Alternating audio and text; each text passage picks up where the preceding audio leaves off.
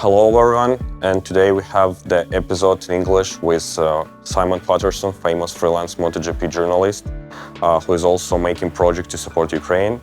My name is Vladislav Krukov, and today we're gonna dive deeper in some details about the MotoGP sport, Ukrainian motorcycle sport, and also some volunteer projects which are helping our army. Simon, nice to have you here in Kyiv. Thank you for having me. Yeah, tell me please, how have been the last days in Kyiv? What have you experienced, and what could you say generally about this trip? I mean, we've had a great few days.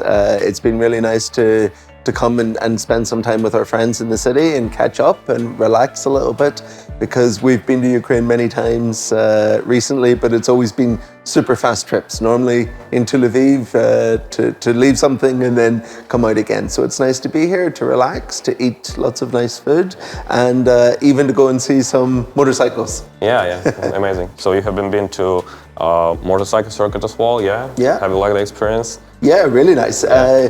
It reminds me of the circuits I started on when I was young at home in Ireland. Okay. So it's nice to come and just see the friendship and the fun times that you can still have with motorbikes. It's a nice reminder how important they are for having fun. Yeah, perfect. So, but it's generally your first time in capital city of Ukraine? Yeah, it is. I've been in Odessa before. I've been in Lviv quite a few times, but it's my first time in Kyiv. Yeah, perfect.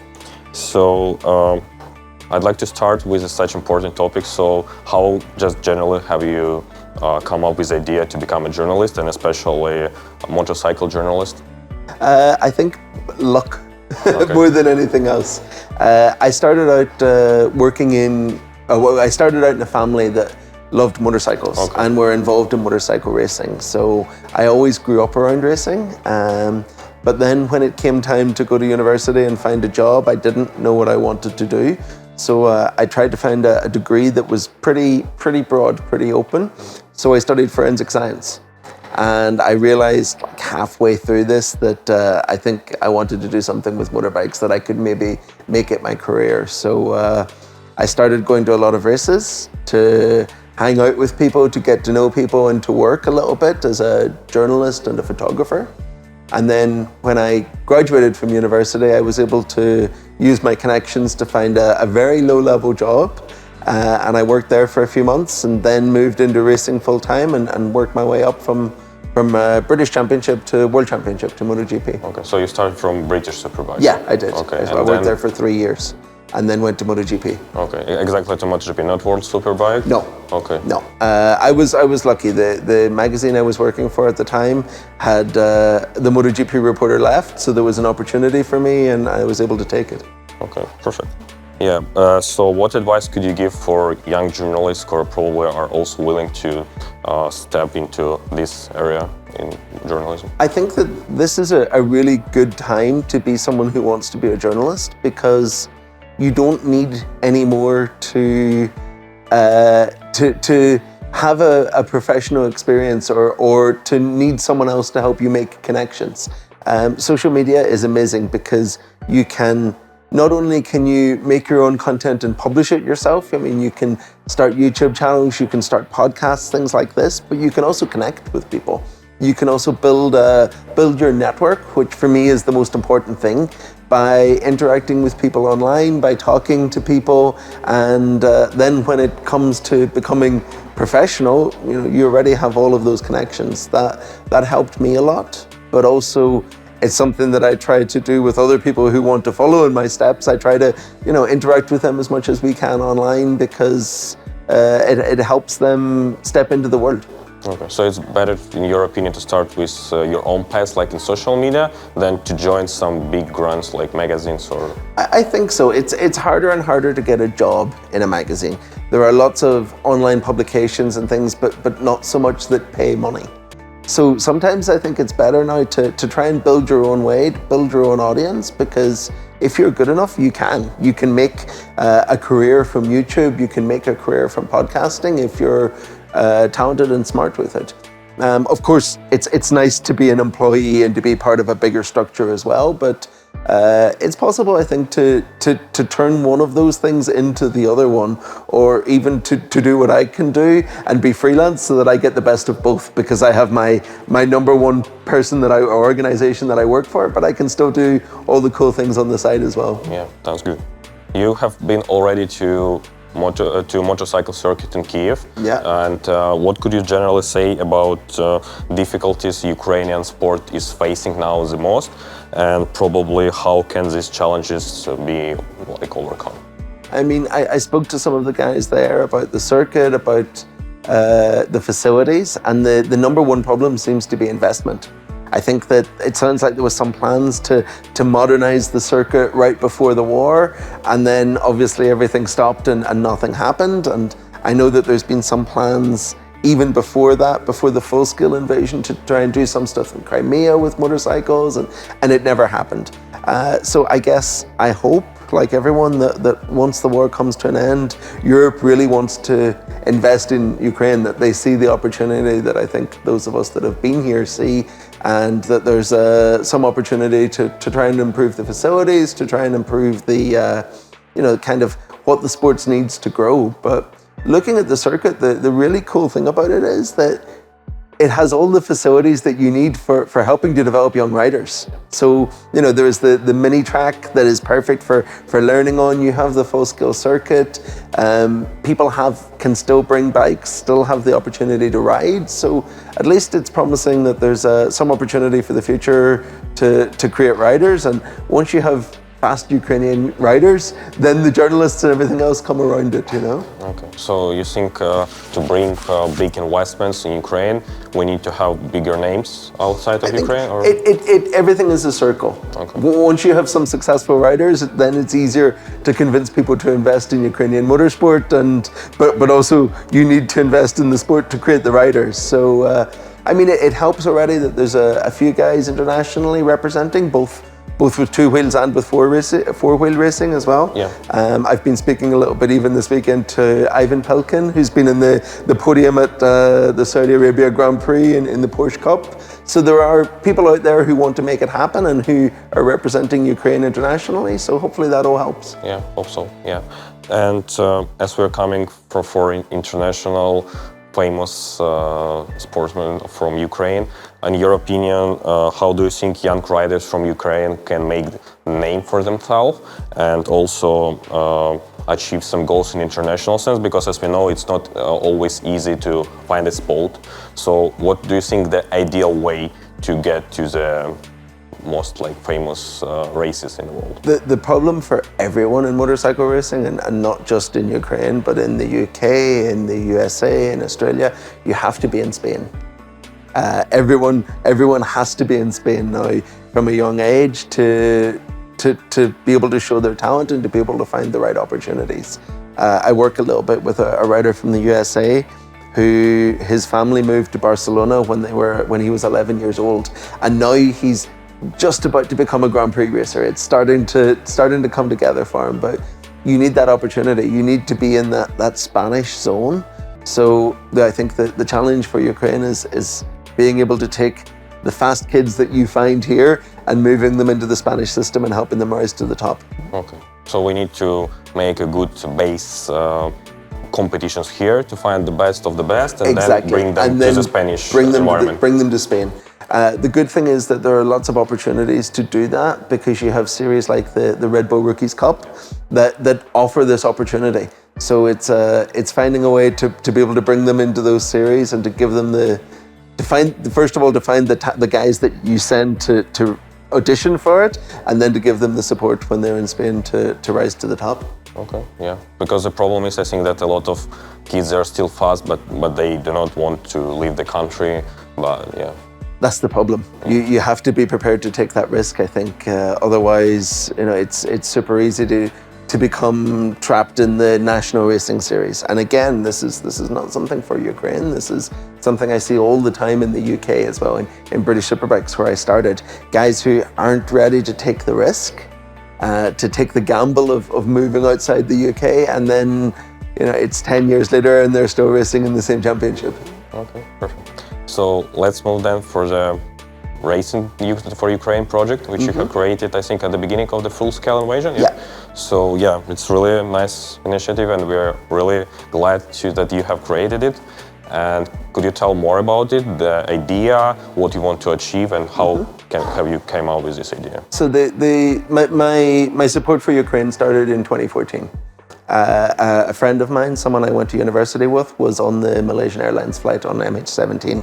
So I've always been supporting Ukraine. Then after the start of the full-scale invasion, my best friend messaged one day to say, hey, we need to make a plan, because one of his co-workers was in Odessa and they needed stuff right away. They needed equipment. So we used my social media platform to try some fundraising, and it worked. We ended up driving to Lviv to deliver some stuff to him, and we realized that, hey, maybe we can do something here with the audience that myself and my wife both have.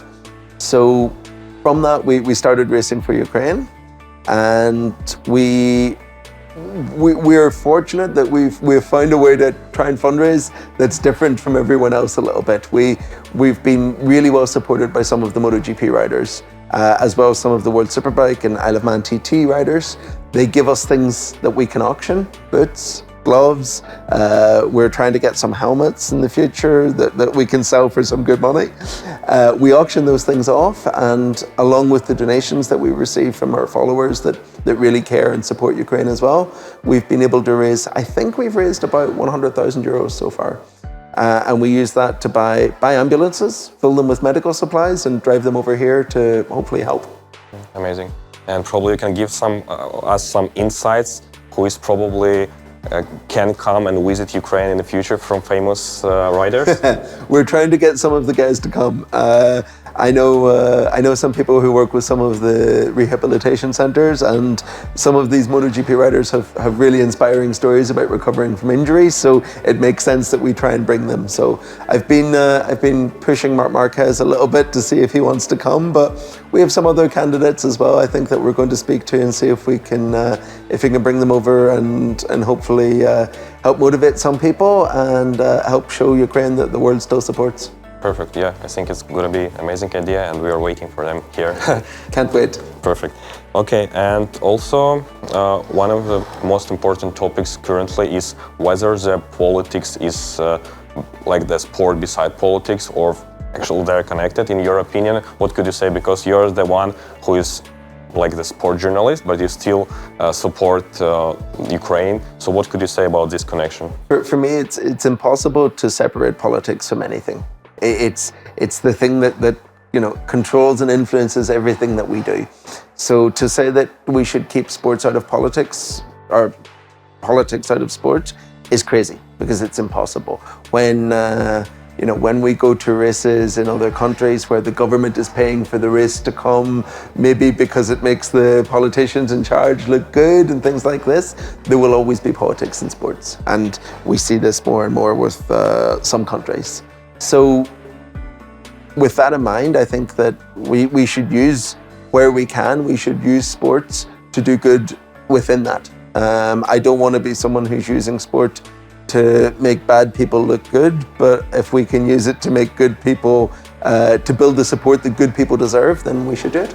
100%. So in your opinion, why do some professional riders, if you're talking about motorcycle sport, are not willing to connect themselves with politics? Is it because they're not really know some facts, or are they just afraid to do the wrong moves? I think some people don't engage, don't care, really, which is I think the same in all people, not just in athletes, but maybe even more in athletes, because they're so focused and always a little bit selfish, because you have to be at this level, but that's normal. But instead, I think that others are afraid now. We live in a world where everything is about PR, about public relations, and some are afraid to say anything in case that risks something. So we have to find the good ones. We have to work with them, the ones who are not afraid to speak. And thankfully, there's still quite a few of them out there, and they help us and support us. That's good. Yeah, at least sometimes probably it's better to be not into politics if you're a professional athlete than to be on the wrong side. So. Exactly. We see this as well, right? Yeah. So at least all of the guys that I work with either say nothing or support Ukraine. That's good. That's good, Sam. Then I'd like to move more to your topic, to the motorsport. In your opinion, with the rise of electric motorsport and new technologies, how do you see the future of international racing? Will it change dramatically, or the changes will be not that rapid in a couple of years? Actually, I think that they won't change too much. We have seen some series experimenting with electric, or like Formula One with hybrid, and it's not really been a huge success. I think this is in part simply because the batteries are not powerful enough yet, and I don't know if they will be for a long time. But the way I see the changes coming in motorsport, I think we're going to try and do things that make the whole sport greener and more friendly. And then that means that we can still burn petrol for longer. So when you look at MotoGP, for example, that's the series that I know. From 2027, all of the fuel that we use will be fully synthetic. So it's produced from seawater and electricity from windmills. So this is a good start, and it's something that I think is important to help develop that technology more than anything else. But also we're trying to do things that make the whole championship a little bit cleaner. Because, for example, we burn maybe 150 liters of fuel during a MotoGP race, but then we load the bikes into a truck powered by diesel and we drive it 1,000 kilometers across Europe, where it burns 100 times this. We have 300 trucks that move the MotoGP championship around. So doing things like moving those vehicles to electric or to biofuels, changing the calendar so that we fly to more direct routes between races. This does more benefit than anything we do with the series. So I think we're a long way away from completely moving away from petrol and into electric. So if MotoGP and other race series can continue to develop those greener ways to burn petrol, let's do it, and then let's try and make everything else that we do a little bit more friendly. Okay. Are there any risk, in your opinion, that the series will become less entertainment because of these rules, or? No, I don't think so. I think that they've been super careful to introduce them in the correct way.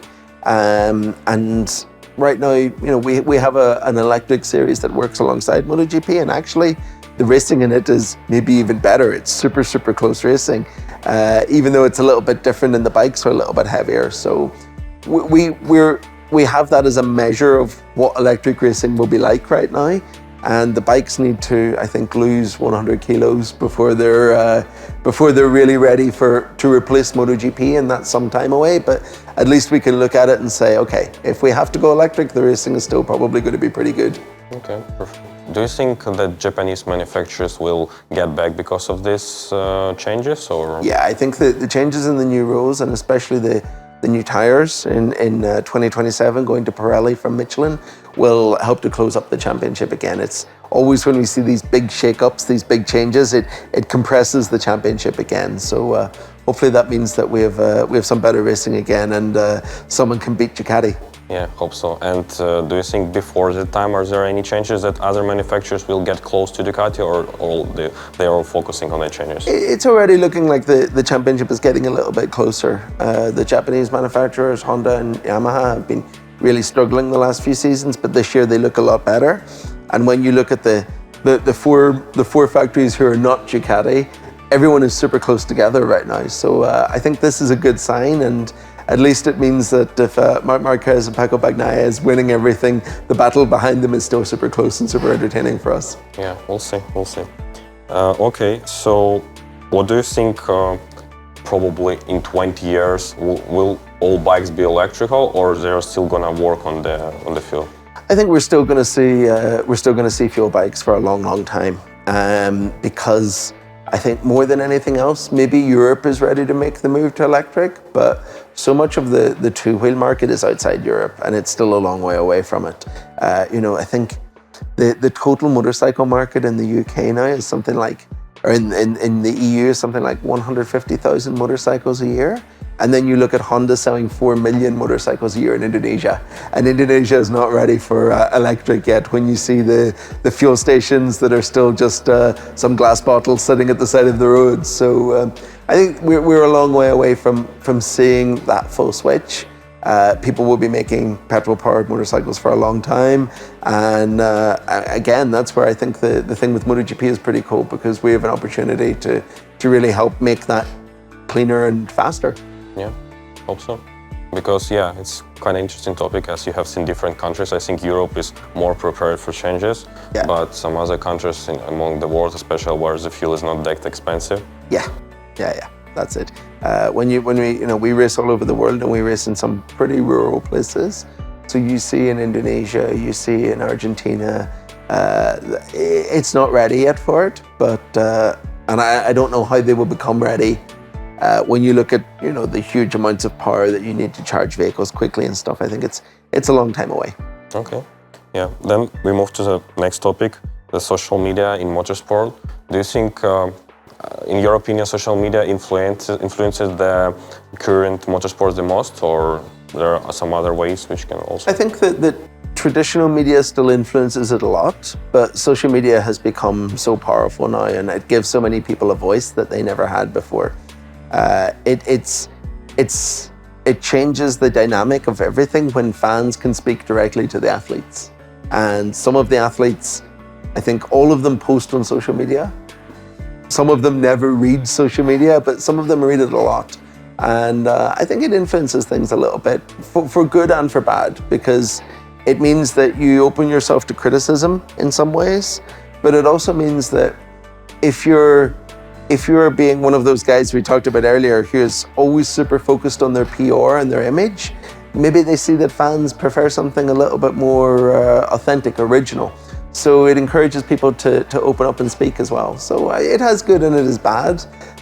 There is a lot of negativity, but there's also a lot of positivity with it, and it's about how you manage that, I think. Perfect. Yeah, the question which I always ask some journalists, not only in the sport area, is how, in your opinion, we can distinguish like the real news from some propaganda, and I think it can happen in motorsport as well. So in your opinion, how people can find like the authentic source which is giving you the right information and like that? For me, the number one thing is to look at who the people reporting the news are talking to.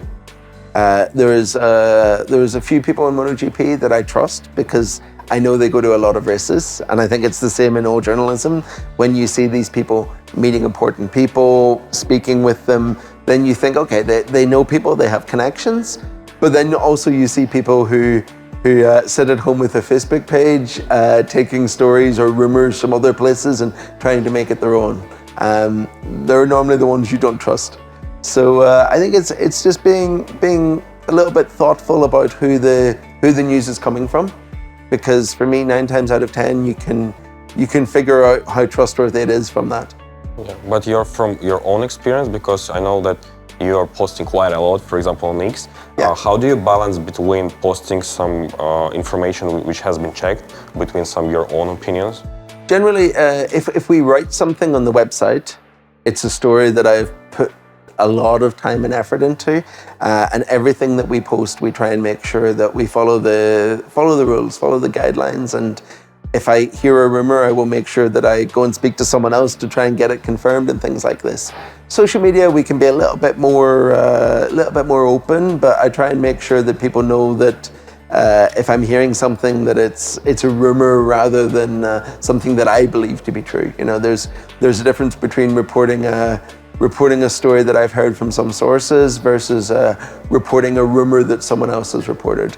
And again, I think you just have to understand that, and maybe read a little bit correctly about what the person is saying when they're reporting it, to try and understand that. So it's important to check the sources and to... I think so, yeah. Okay.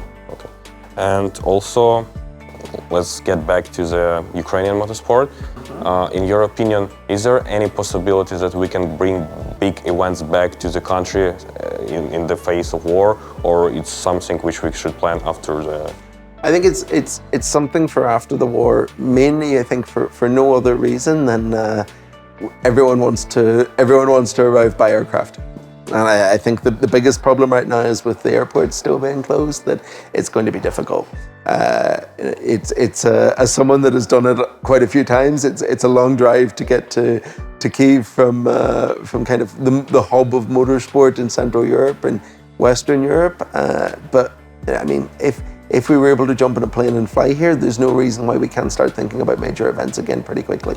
Yeah, because generally, from your perspective, is Ukraine a good place for example, launching some new events like MotoGP, like putting Ukraine on MotoGP calendar? I mean, I don't see any reason why not, because there is a big culture here. You can see just from being on the streets that there is a big culture of riding motorcycles that even a lot of Europe doesn't have anymore. You know, for sure there's more motorcycles in the street of Kyiv than London or Berlin right now.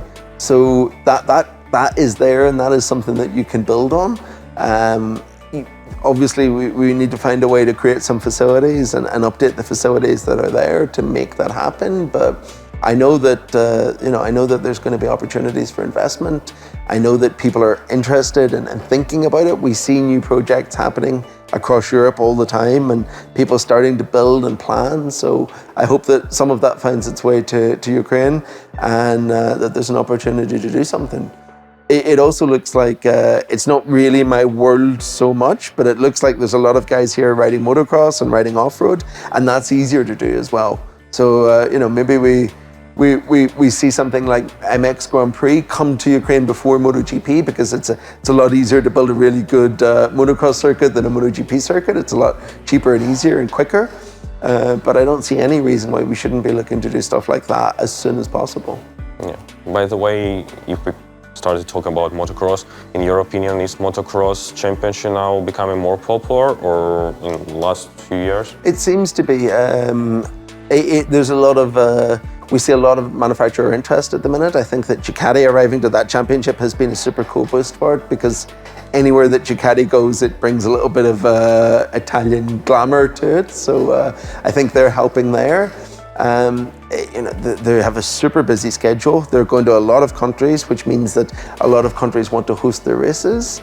So it seems to be on the rise, and hopefully that I think that's something that maybe Ukraine is in a good position to capitalize on. And in your opinion, MotoGP is now on the first place of media viewers, or among all wheel-drive sports, or Formula One is still making the top? I think Formula One will Formula One will be in front for a long time, especially right now with how successful it is after Drive to Survive and the Liberty Media takeover and all of this. But I mean, we know that Liberty Media are trying to buy MotoGP right now. I've heard some rumors that they think that they've done all they can do with Formula One, and maybe they're looking to sell Formula One. So if MotoGP becomes their entire focus, and we see what they've done with Formula One, I think that when you watch MotoGP, it's pretty obvious that we have the opportunity to be so much bigger than anything, because it's such an exciting sport to watch. Formula One is super cool if you're into the technology, but I think the races are a little bit more boring than what we have. So hopefully it means there's an opportunity, and we can get some more people watching. Yeah, okay. And as we are getting to the end of our conversation, I'd like to know, what are your predictions for this season? Because last year, I remember when I saw your post on the X, your prediction were really precise. So what do you think about this year, manufacturer and riders? I think that Marc Marquez is going to win the championship pretty easily. I think that Pecco Bagnaia will be close behind him. And then after that, I think we're going to see some of the other Ducatis fighting for third place in the championship. Some of them, I think, can win races as the year goes on. I think people like Fabio Di Giannantonio, Alex Marquez will win races, so it won't be the factory bikes first and second every weekend. And then I hope that as the other bikes develop towards the end of the year, we can start seeing some Yamahas, some Hondas, some Aprilias, some KTMs back into the podium as well. Okay, and so you think some Japanese riders can jump in top 5, or? Yeah, I think so. I think that we can see Quartararo jump top 5.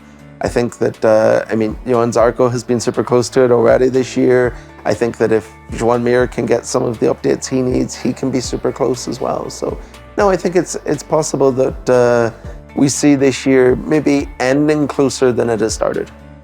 So there are some chance of drama at least for other places. Let's hope.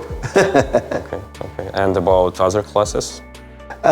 Moto 2 is, I think, looks like there's a few guys starting to move to the front now. Aaron Canet, Jake Dixon, Manu Gonzalez are the three guys that have kind of stood out a little bit.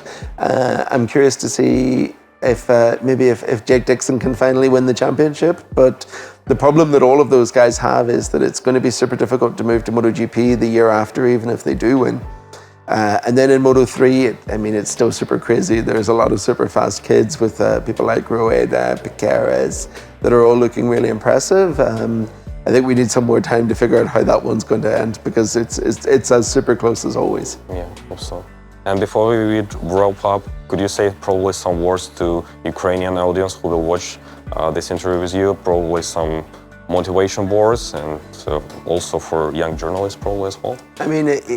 I hope that us coming here and us being able to come here and donate things that are helping, thanks to MotoGP, I hope that reminds people that the world hasn't forgotten about Ukraine, that people still really, really care, and people really want to see Ukraine's success and Ukraine grow and thrive after the war.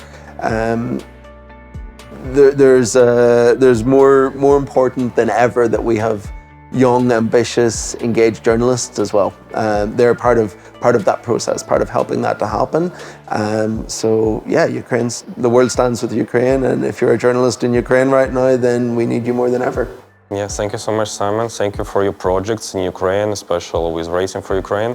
Really appreciate it, and hope we can make all together in future some more events which will help our army and also improve our motorcycle sport locally. I hope so. Thank you for having me. Thank you.